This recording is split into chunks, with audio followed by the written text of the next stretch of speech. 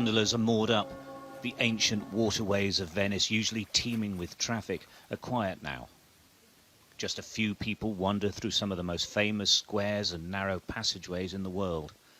The city and the rest of the country remain in COVID lockdown.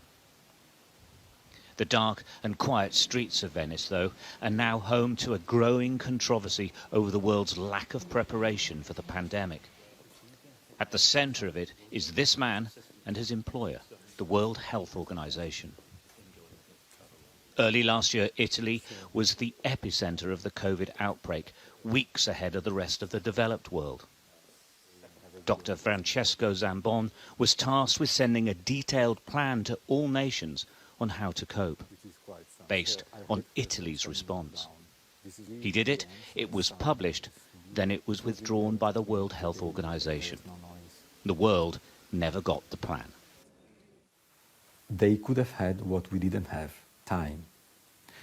We didn't have time to prepare, but this report would have allowed them to buy time, which was by far the most important good for getting better prepared for the pandemic.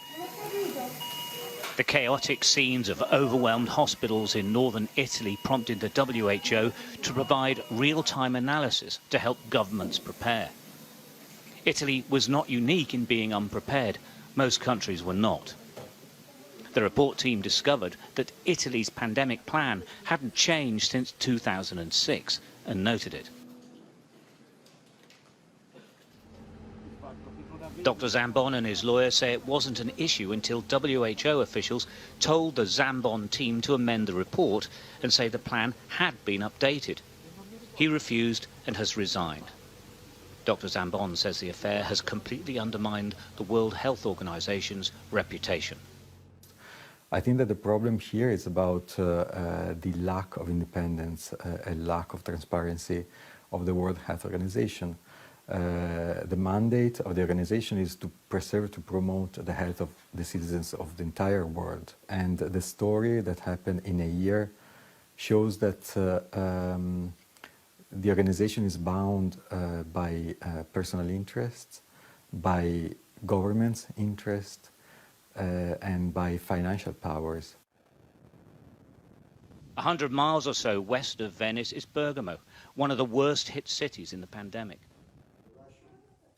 Prosecutors are investigating the government's COVID planning on behalf of the families of those who died here.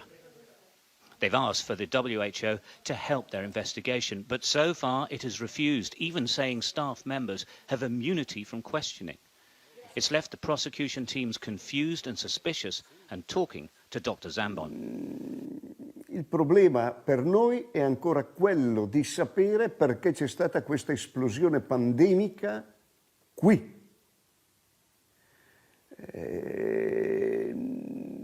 Stanno trasformando questa indagine in, non dico un complotto, ma comunque un qualche cosa di politico e anche di livello internazionale che non era nelle nostre intenzioni.